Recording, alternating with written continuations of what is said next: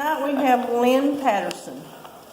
Lynn is the oldest of LP Pete and Doris Patterson. He grew up at Brookston and still resides in Brookston. Lynn is a member of the class of 72 from West Lamar High School. He graduated from Paris Junior College and East Texas State University, receiving his Bachelor of Science degree in Math and Physical Education in 1976. He mastered Master of Educational Administration in 1982. He began his teaching career in 1976 at West Lamar, teaching math and coaching girls athletics. In 1988, Lynn was named principal of Chisholm High School. When the new high school building was first opened and continued in that capacity for 16 years. He retired from education in 2011 after 35 years of service. Bless you. He currently owns and operates Patterson Brangus Cattle Ranch in western Lamar County. He and his wife, Marvin Ann, are lifelong members of Oak Park United Methodist Church. He is an active member of the Kiwanis Club, having served Lieutenant Governor of the Texas-Oklahoma Kiwanis District. He is an area coordinator for the Texas Ramp Project. It's a nonprofit organization that builds wheelchair ramps for clients in Lamar County, Red River, and Delta. Lynn is also the president of Lamar County Imagination Library Foundation, which provides free, age-appropriate books for preschool children. He is currently serving as president of the Friends and Alumni Association for Paris Junior College, and in his spare time, he continues to enjoy sports officiating, currently serving as president of the Paris chapter of the Texas High School Basketball Officials. Lynn married his wife 43 years ago, who was Marvin Ann King. They are currently she is currently enjoying retirement. She was our district clerk here in Lamar County for 22 years. They have two sons, Matt and Kyle, and Matt is with us today. Two daughter-in-laws, Beth and Amanda. Grandchildren, Carly, Wesley, Wade, Van, and Ryan. Lynn, the floor is yours.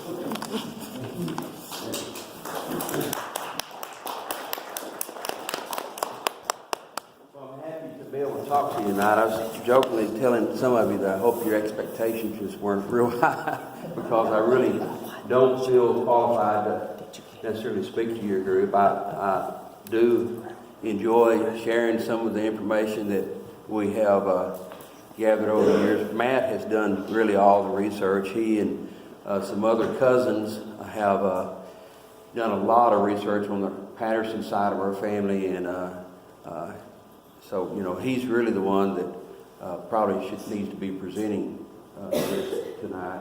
I have a few slides that I'd like to share with you. And this is just on the Patterson side of our family. We, if you include my grandchildren, we're able to trace back 10 generations of the Patterson side of our family. So I'll kind of start with the first person that we know that was here in North America, and then just go from there.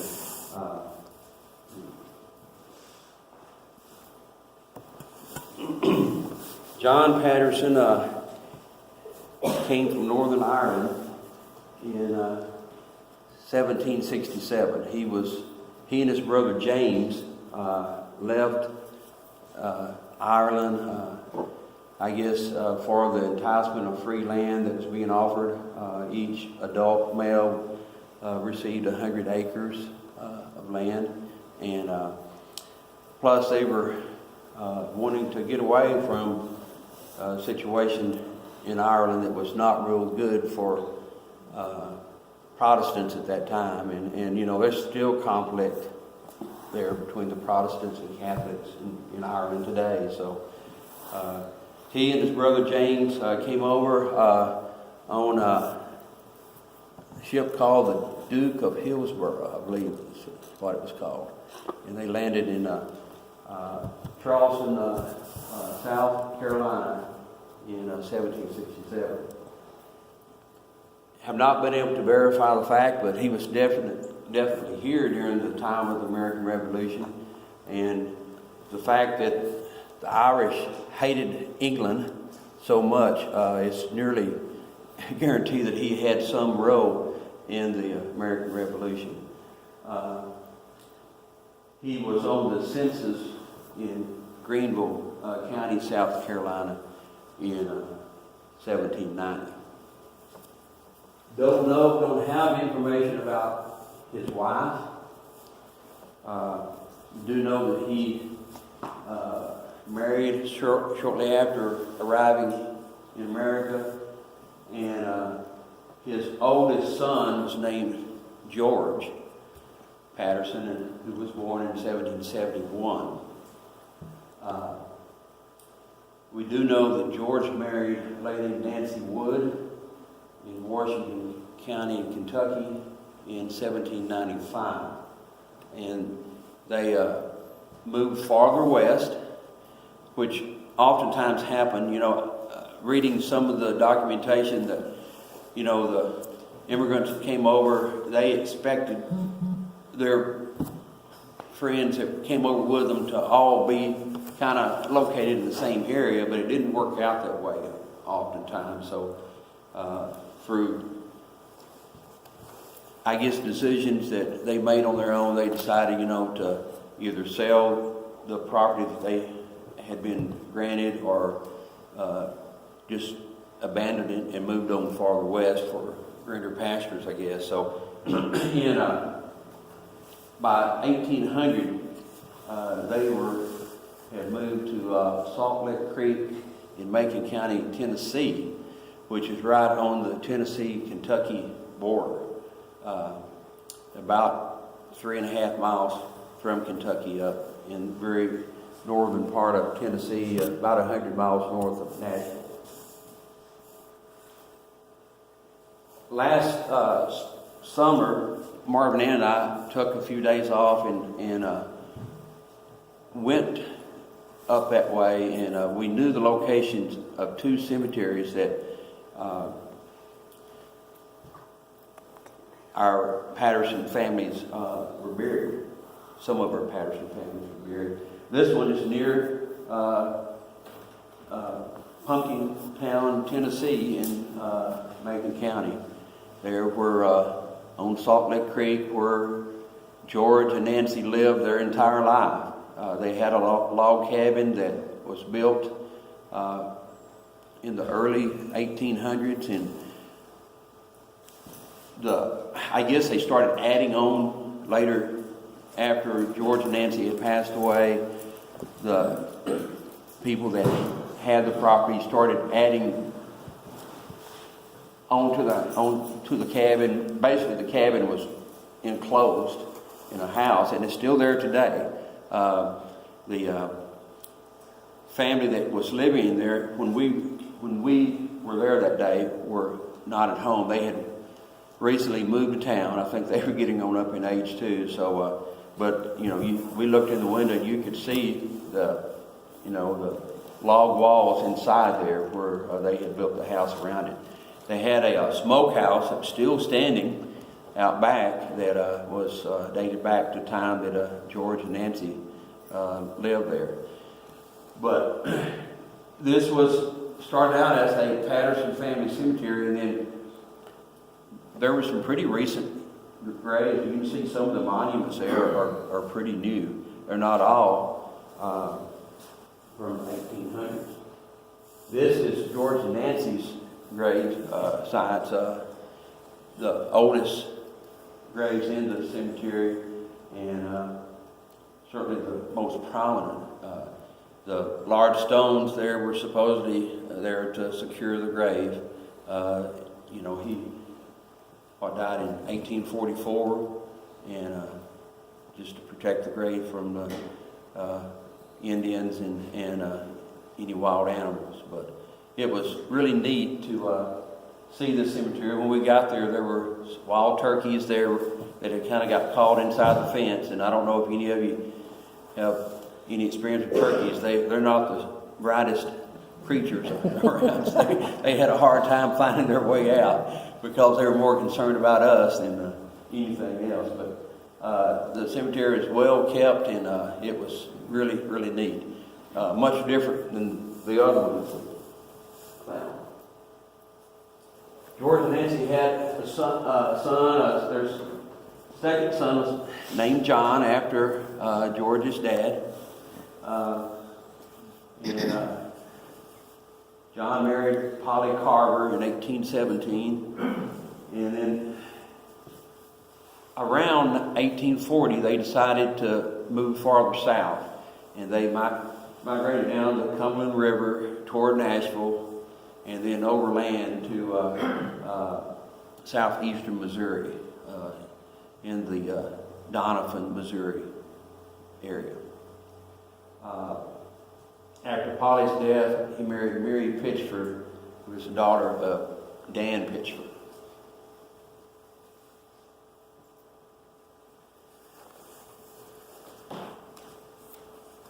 John and Nancy, or did I get that wrong, man? That's supposed to be John and Mary, wasn't it? Mary Pitchford. John and Mary, youngest son was named Daniel Pitchford Patterson, which I guess we're getting down to the point where he's my great-great-grandfather. He was born in Carroll County, Tennessee in 1833, and he migrated with his parents when they moved to Missouri in the 40s. He married Elizabeth Hart in 1854. They had 3 children before the Civil War began. He was commissioned as a lieutenant and then later as captain in the Confederacy in 1862.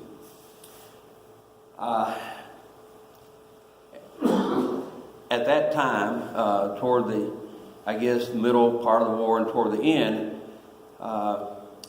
in southeastern Missouri, Union troops were occupying that area. So, it was a difficult time for the families. Particularly if you were known to be the wife of an officer, it was even more difficult. And while he was gone, Elizabeth and two of his sons died, mainly just from neglect and malnutrition. After the war was over, he returned home and married Lorena Hart, who was Elizabeth's niece, I believe, in 1865. This is a picture that Matt found of Daniel in his Sunday finest, looks like. But Daniel was quite a character. He was gunsmith and blacksmith for that community, and his expertise with guns was probably what he was most noted for in the war, and that he was able to repair and keep those rifles in working condition.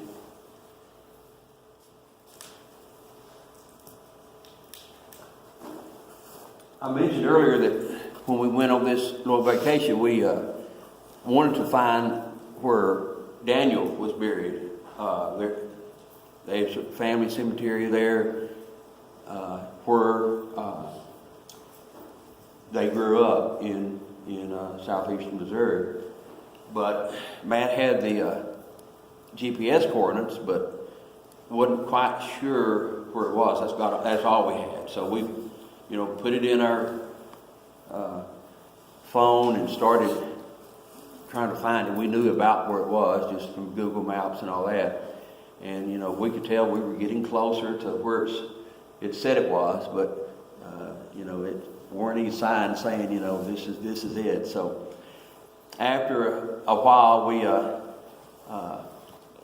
ran into a worker nearby, a gentleman who worked at a fertilizer plant, there close, and he said, "Wait, you know," he was probably trying to figure out what world we were doing, you know, just keep doing these drive-bys, and he said, "Yeah, I know exactly where it is. I'll take you to it." So he took us out in the middle of this pasture, and it was probably it may have been twice the size of this room. It had a little barbed wire fence around it, but hadn't been maintained, and cattle had obviously been in there and had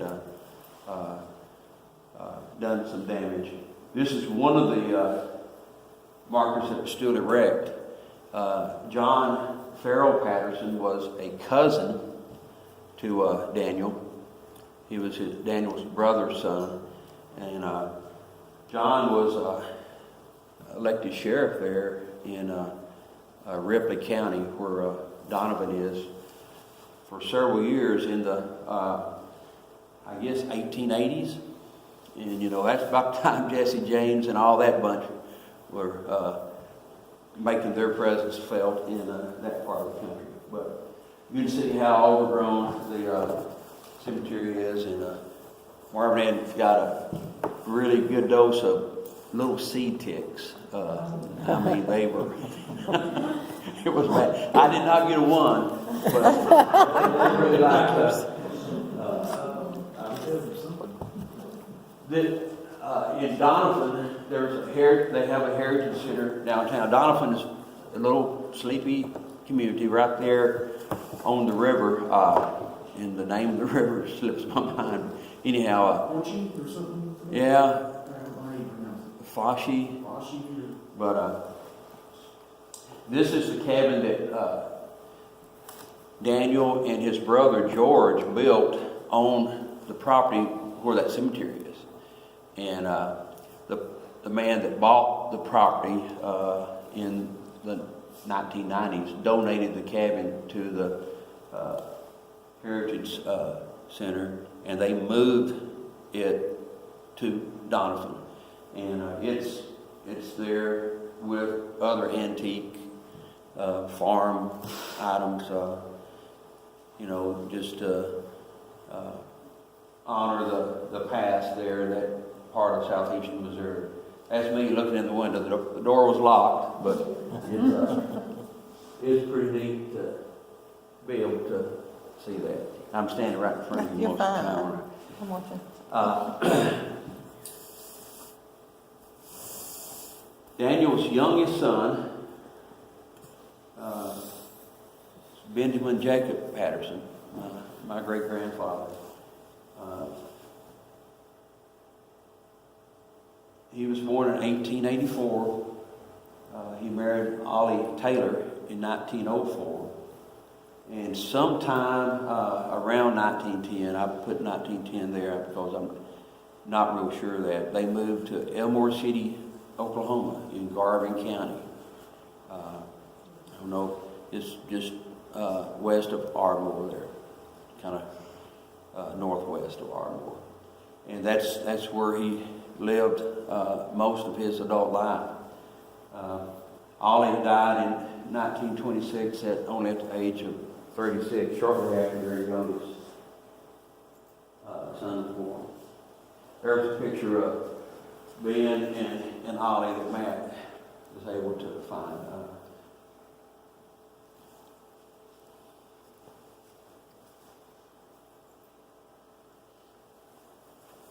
Ben's second son, his name's Sherman Alva Patterson. Everybody called him Pat. My grandfather moved to Lamar County in 1927. He moved here working on a pipeline that's being constructed, and I'm not quite sure what his job was, but he moved to this area, you know, for work. He met my grandmother, Opal Oakleaf, in Paris. She was working at, I think, Cress's, she's working at one of the drugstores and they met, hit it off, and were married in 1929. They started a family. Have a picture of being in my grandfather. This is my grandfather, great-grandfather there. And then another one up. Kind of hard to see. That's their house out there in the Brookston area. Ben and Opal and four of their children. The little guy bottom left is my dad. That's Pete Patterson. But that was taken in about 1942. Pap died in one of those unusual accidents that occur in 1945. I don't know why he needed to catch a ride with the local mail carrier to Paris. I don't know whether his car was broken down or I don't know the circumstance, but anyhow, they were on their way to Paris, and I don't know if you know where 24-900 is. It's the little county road right across from Dwight's Radiator Repair, out where the old Hostetler tractor place was, the antique tractors. County road that goes back south there. Where that railroad crosses that county road, they met a train right there, and they were both killed in that accident in 1945. So, my grandmother was a widow at a very young age. There was another child born to them prior to that accident, so she had 5 young children when he died.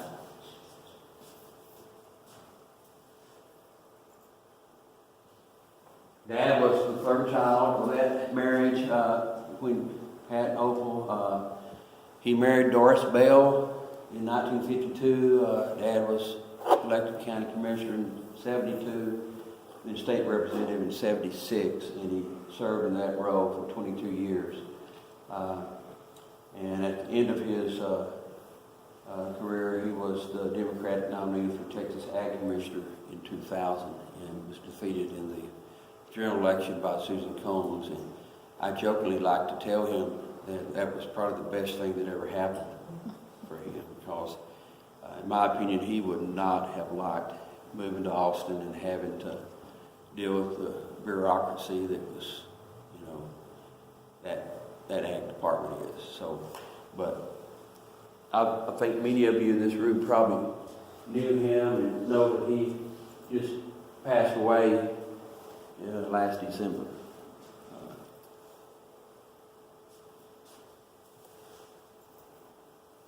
And then we have this final photo. The 8th, 9th, and 10th generations are alive and well. We're all named Lyndon after Dad. And Noah, he was not named after Lyndon Johnson, because he was born before Johnson was ever elected to any office. I don't know.